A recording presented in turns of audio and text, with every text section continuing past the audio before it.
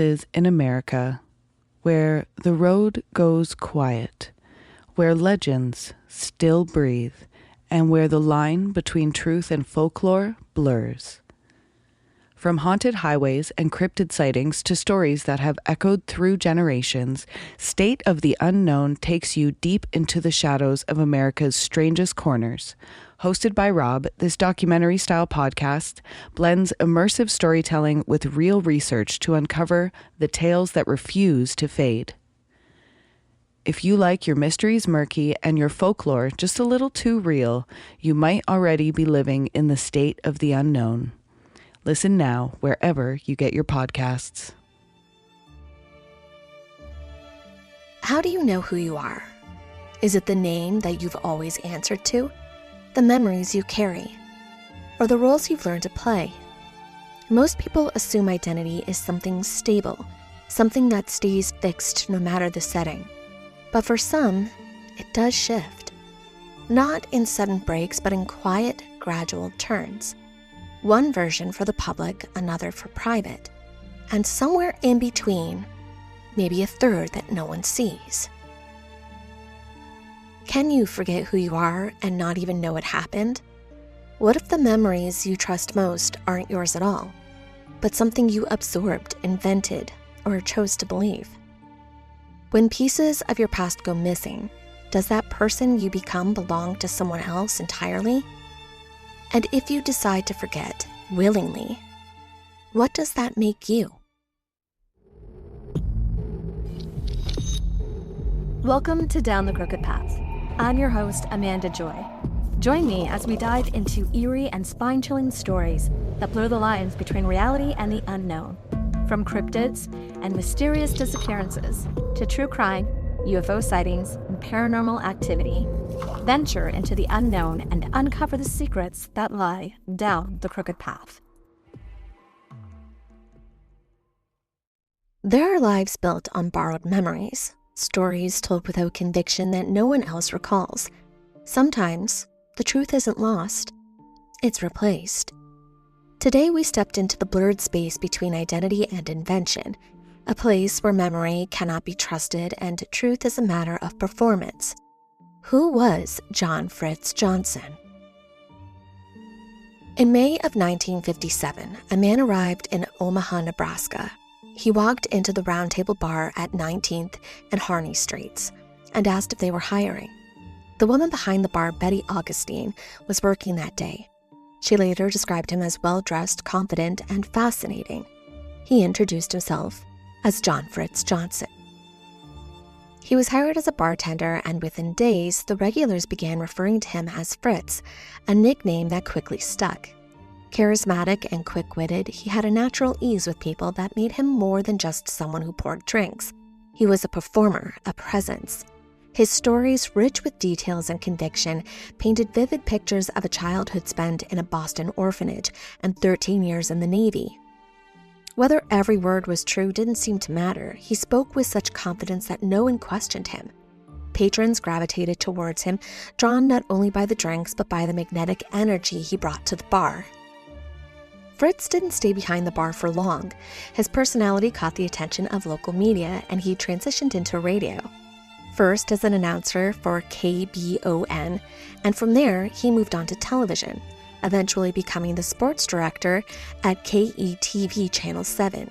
He stood out on screen. His segments were upbeat and unconventional. He hosted a feature called Good News of the Day, where he refused to report anything negative, and viewers responded to his optimism and eccentricities. Around town, he drove a hearse that he had converted into a personal vehicle. Inside, he installed pillows, a coffee bar, and even an incense burner. The city licensed it as a hunting vehicle, and he used it to take women out on dates and to make an entrance at public events. It became sort of part of his image. Fritz was seen at fundraisers, community events, and publicity stunts. He once perched on a flagpole for 30 days to raise money for polio research. He was photographed, interviewed, and celebrated. In Omaha, he was a local celebrity. People knew his name, recognized his car, and turned in to watch him on TV. In 1961, John Fritz Johnson married Nancy Zimmer. She was 20 years old, a divorcee, and worked as a photographer's model. The two met during Fritz's rising popularity in Omaha, where he had become a very recognizable figure. Their relationship moved quickly, and after the wedding, Fritz adopted Nancy's daughter from her previous marriage, and not long after that, they had a son of their own together. Fritz embraced family life with the same energy he brought to his public persona. He remained active in the community and continued appearing at events, but at home, he was a husband and a father. He kept tropical fish and had a particular interest in Siamese fighting fish. He spoke about them often and maintained his tanks at home.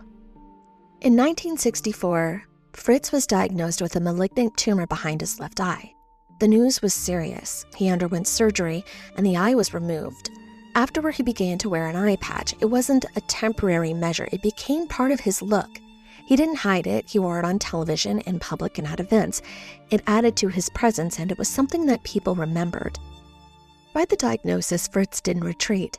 He remained active, continued working, and stayed visible in the public community.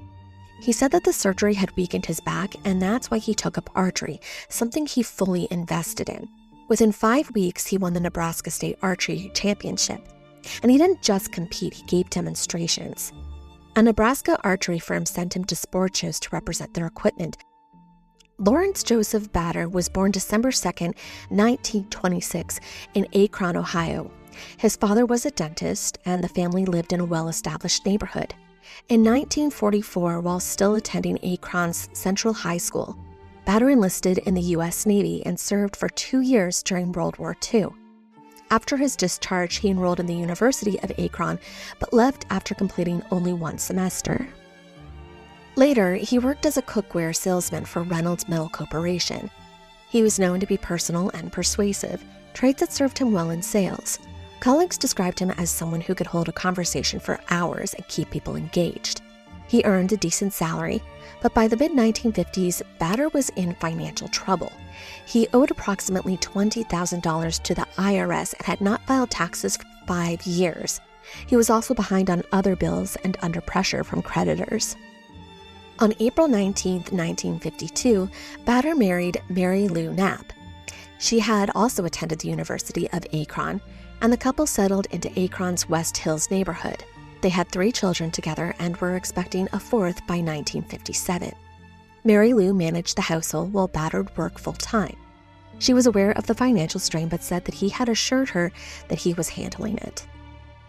On April 15, 1957, Bader told Mary Lou that he was headed to Cleveland for a business trip. He planned to pay a few bills and take care of work-related errands. Before leaving, he mentioned that he might stay an extra day to go fishing. Mary Lou asked him to come straight home, but he said he needed the break.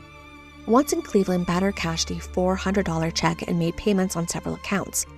Then he went to Eddie's Boathouse, which was operated by Lawrence Coulter, and asked to rent a boat. A storm was approaching, and Coulter was reluctant to let him go out. Bader insisted and requested extra lights be put on the boat. After some negotiation, Coulter agreed and prepared the vessel. Bader had brought a suitcase with him. It was noticed by witnesses on the dock before he launched, and the Coast Guard approached him and warned him again about the incoming storm. He acknowledged the warning and continued with his plan. The boat left the dock and he headed out onto Lake Erie. The weather was deteriorating, the winds were picking up, visibility was dropping, and Bader didn't return. The following morning, his rented 14-foot boat was found washed ashore near Perkins Beach on Lake Erie's shoreline. The hull was scraped and the propeller was bent, damage consistent with having struck submerged rocks. 1 oar was missing while the other remained in place. The boat's lights were still on and the gas line had been disconnected. Inside, fishing tackle was scattered across the wet floor. Both life jackets were still on board and unused, and the suitcase that Bader had carried with him was gone. There was no sign of Bader himself. The Coast Guard launched a search, and rescue teams combed the lake and surrounding areas. Aircraft was deployed, divers were sent out, but no body was recovered. The storm that had rolled in the night before had produced strong winds and rough waters. Officials believed that the boat had capsized at one point or that Bader had been thrown overboard. The search continued for several days, but it yielded no results. The boat itself was returned to Eddie's boathouse, and Lawrence Coulter, the owner, confirmed the damage and the missing oar.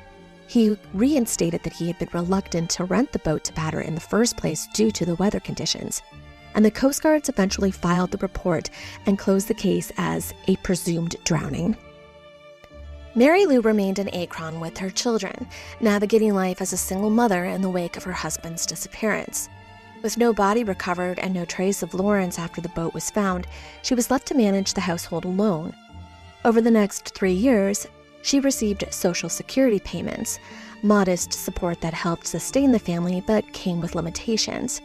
Because Lawrence had not filed his taxes properly, the benefits were slightly reduced.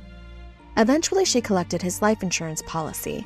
The payout offered some financial relief, though it came only after a lengthy legal process. In 1960, following repeated filings and no evidence of survival, the Summit County Probate Court declared Lawrence Batter legally dead. The declaration allowed Mary Lou to move forward, at least on paper. She removed her wedding ring, settled into the role of widow, and focused on raising her 4 children. But the story was far from over. February 2, 1965, John Fritz Johnson was in Chicago representing a Nebraska archery firm at the National Sporting Goods Show held at the McComrick Place.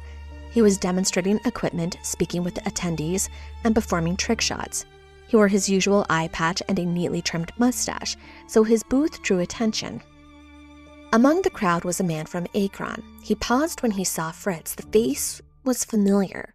He believed he had just seen Lawrence Batter, a man who had been declared legally dead 5 years earlier. The man contacted Batter's niece, Susan Pica, who lived in Chicago. He told her to come to the convention center immediately. Suzanne arrived and approached Fritz during a break in the demonstration. She asked him directly, "Are you my Uncle Larry Batter?" And Fritz replied that he was not. He said that his name was John Johnson, but his friends called him Fritz. He said that he had never heard of Lawrence Batter. But Susan wasn't convinced.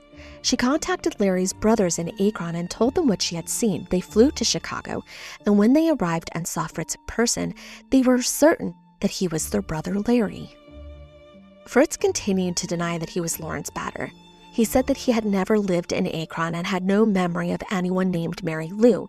He insisted that his name was John Johnson, born and raised in Boston, and that he had served 13 years in the Navy. He said that he had lost his eye in cancer and had moved to Omaha for a fresh start. Despite his denial, he agreed to be fingerprinted. The prints were taken by the Chicago police and sent to the Federal Bureau of Investigation. There, the FBI compared them to Lawrence Batter's Navy records.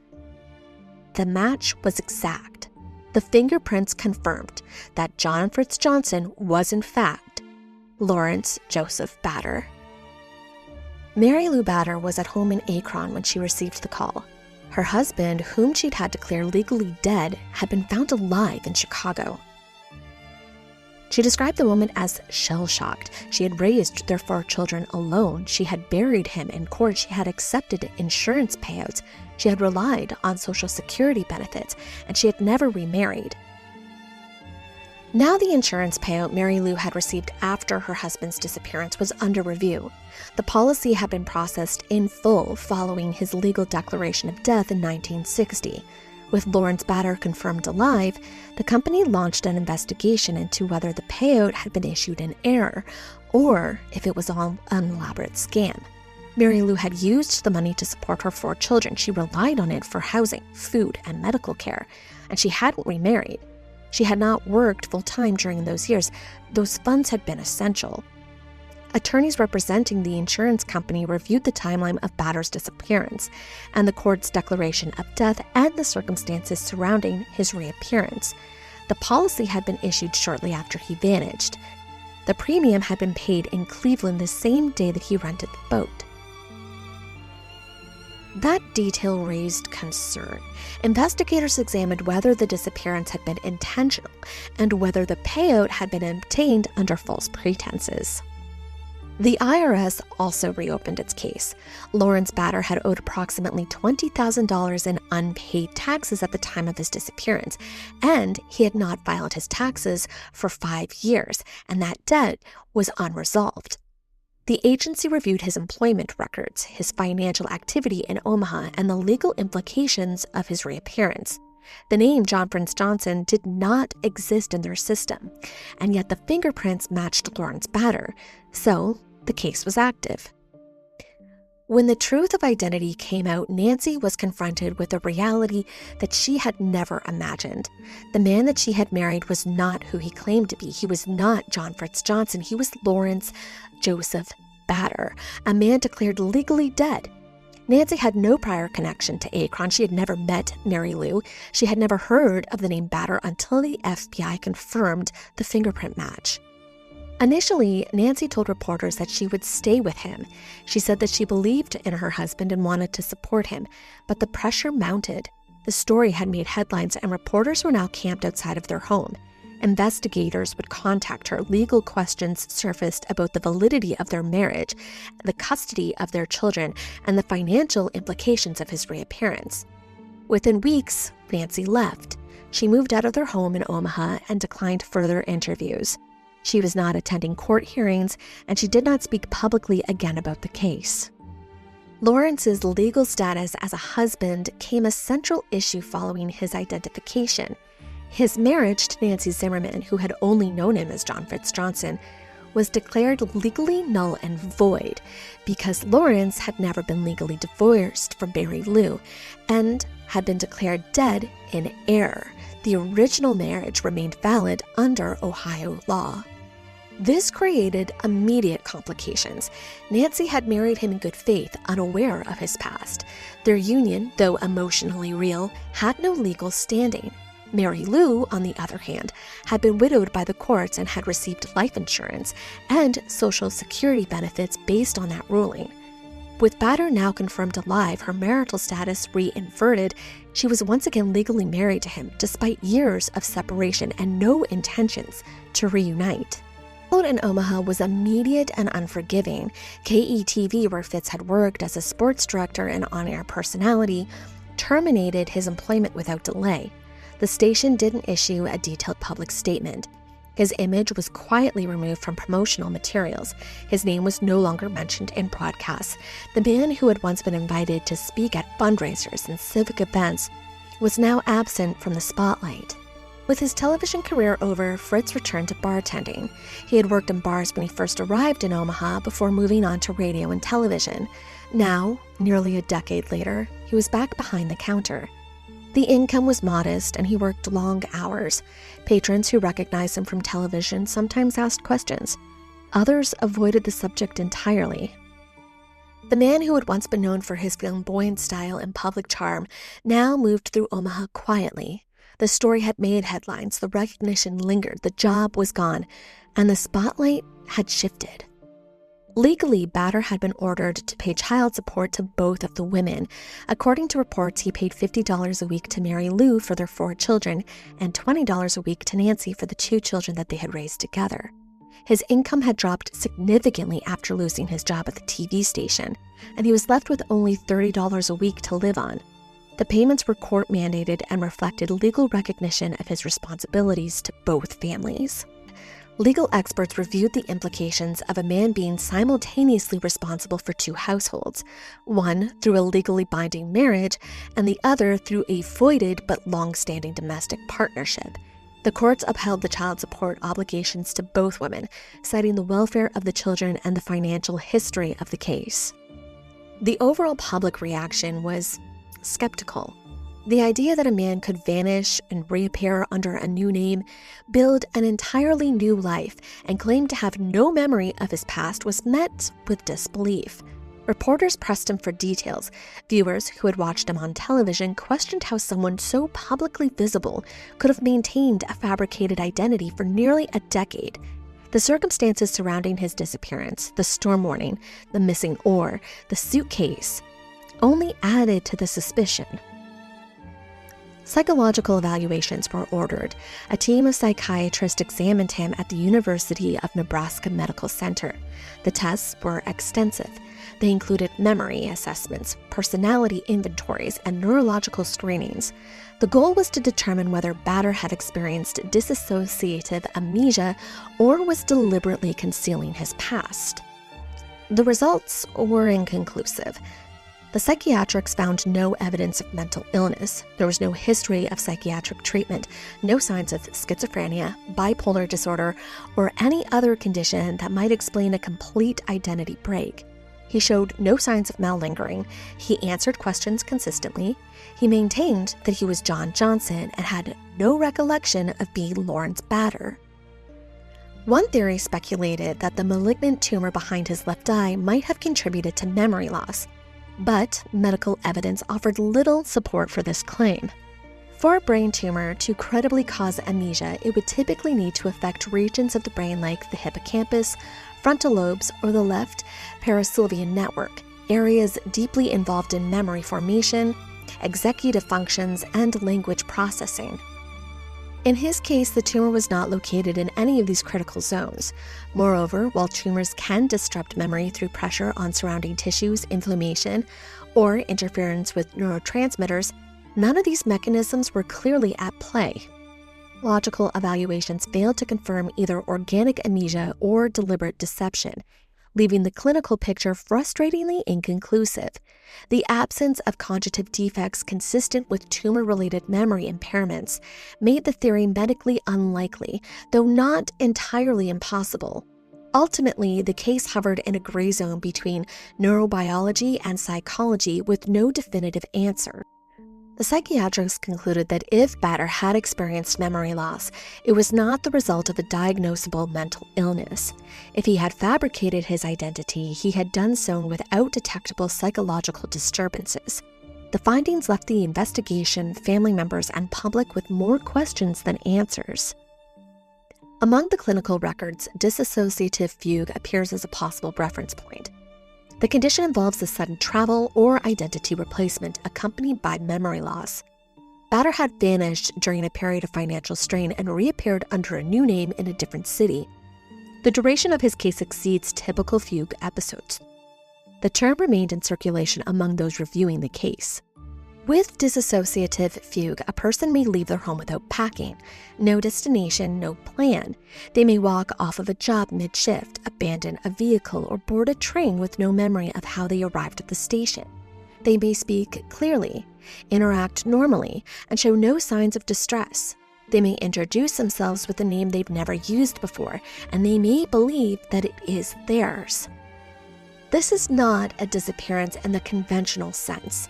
It is not a breakdown. It is not a psychotic episode. It is a psychological condition, and it is classified as a subtype of dissociative amnesia. It involves the sudden and unexpected loss of personal identity and autobiographical memory. The individual affected may travel far from familiar surroundings. They may adapt a new identity. They may function in society without any indication that anything is wrong. They may not even know that they're missing. The term originates from the Latin word fuga, meaning flight. It refers not to the physical escape, but to the psychological retreat. The mind, under extreme stress or trauma, severs itself from its own history. It discards the burden of memory, it abandons the continuity of self, and then it constructs a new version, one that is unburnt, disconnected, and unaware. During said fugue state, a person may appear calm. They may hold a conversation and secure employment, rent a room, and form relationships. They may not exhibit confusion, and they may not appear mentally ill. They may not be aware that anything has changed. This makes the condition difficult to detect. It is often discovered only when the fugue ends, and the original identity suddenly returns. The memories may re-emerge without warning. The person may find themselves in a place they don't recognize, surrounded by people they don't know, living a life they don't remember creating. There is no clear warning before a fugue state begins, and there is no reliable signal that it has ended. It is a condition that operates in silence. It's not dramatic or theatrical. It's not visible to those who aren't looking. And even then, it may not be recognizable.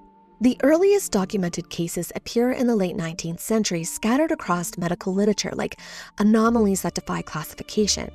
In some cases, a man could be discovered living under a name he's never used before, unaware of his origins, and unable to recall his family, occupation, or the town he vanished from.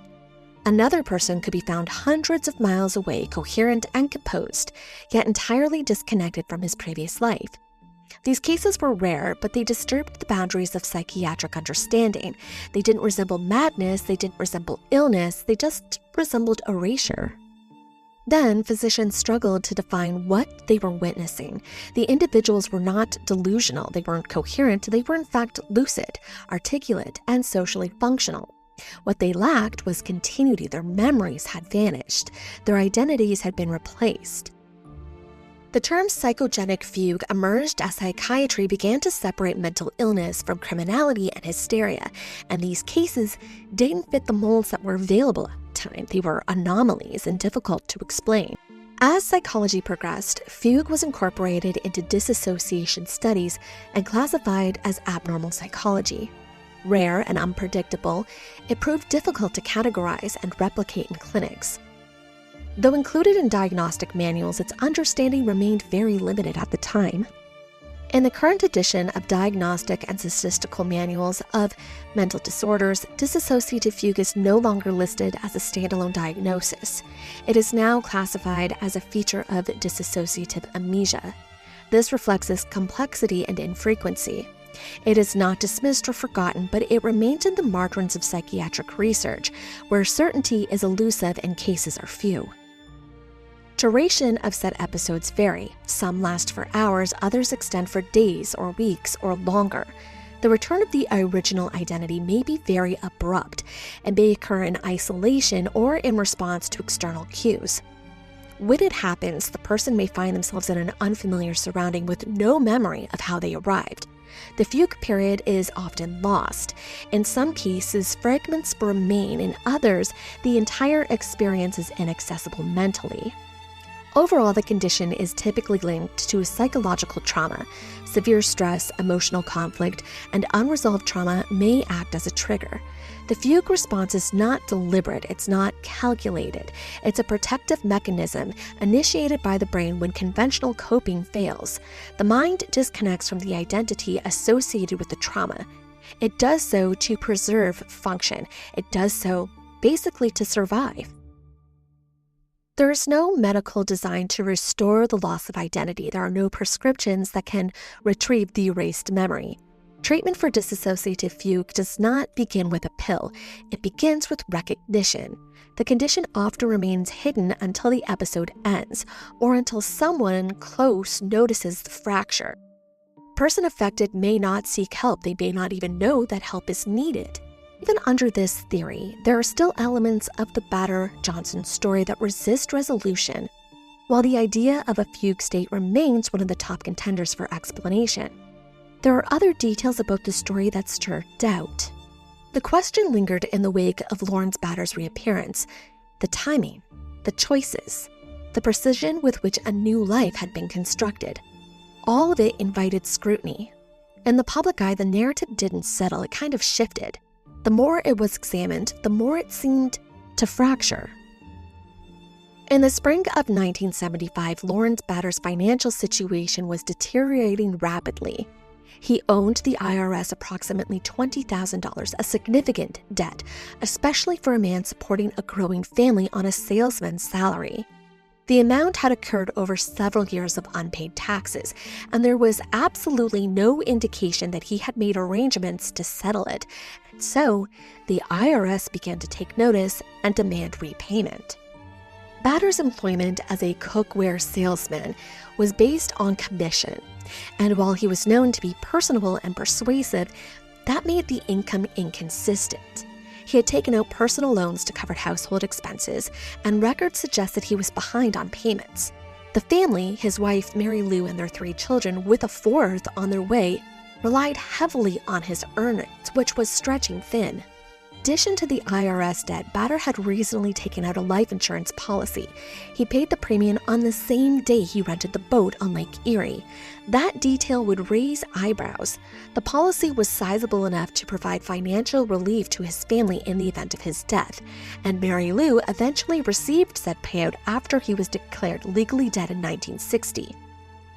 There were no signs that Bader had disclosed full extent of his financial troubles to his family at the time either. There were warnings the day of his disappearance as well. The boat rental owner had cautioned Batter against the approaching storm, but Batter paid little attention to this and instead just handed over a $15 deposit and requested that the boats be equipped with lights, though it was still early in the afternoon. Coulter, the boat rental owner, also noticed something odd. Batter was carrying a suitcase. This wasn't standard gear for a fishing trip. What was in the suitcase we'll never know because the suitcase wasn't found along with the boat. And it wasn't just the boat rental owner who had warned him either. The Coast Guard had also repeated the storm advisory. By morning, though, the boat had washed ashore 5 miles from the launch port. There was damage to it, and the fishing tackle and side lead scattered across the floor. Both of the life jackets were still on board, and the oar was missing. The gas can was empty, and some reports noted that the fuel line had been purposely disconnected. This all gave way to the idea that perhaps his disappearance may have been planned. One of the details that led many to question Lawrence Batter's claim of amnesia was how he handled the fallout once his true identity was revealed. If he truly had no memory of his former life, why didn't he reclaim the $39,500 life insurance paid out that had gone to Mary Lou after he was declared legally dead? He never contested it. He never asked for it back. Instead, he quietly accepted the legal consequences of his reappearance. He was court-ordered to pay child support to both women, Mary Lou, his first wife, and Nancy, the woman he'd married under John Fritz Johnson, and the records show that he did comply. He paid $50 a week to Mary Lou and $20 a week to Nancy. After those payments, he was only left with $30 a week to himself. And these choices didn't align with someone who was trying to reclaim a lost life. They aligned with someone who was trying to manage one that he had built. He didn't fight the system. He didn't push back. He paid what was asked for and kept going. For many, that quiet compliance raised more questions than it did answers. When his identity was finally revealed, his reaction caught people off guard. He didn't argue. He didn't deny the fingerprint match. He seemed genuinely stunned. Family members described him as confused and overwhelmed, as if the truth had landed on him from a distance that he couldn't quite measure. He just said, "Sorry, I must be Lawrence Batter." And that was it. That moment led some to consider more complicated possibility. It was not deception, it was not just amnesia, but something in between, like a hybrid. Maybe he had deliberately walked away from his old life in 1957. Maybe he had planned it. But over time, the new identity, John Fritz Johnson, became more than just a cover. It became real to him. He wasn't pretending anymore. He was genuinely living it. And there were signs that supported this idea. The never trying to reclaim the insurance money. He didn't fight legal consequences. He paid child support for both women. That kind of response didn't look like someone trying to get away with something. It looked like someone who had already let go of the life he had left behind. Confirmed in early 1965, Lawrence Batter didn't return to live with either Mary Lou in Akron or Nancy in Omaha. He remained in Omaha, but he no longer shared a home with Nancy. The marriage had been annulled. He lived alone, and there's no record of him entering another relationship after that. Contact with his children was limited. Mary Lou's 4 children had grown up without him. Nancy's daughter and son had only known him as Fritz.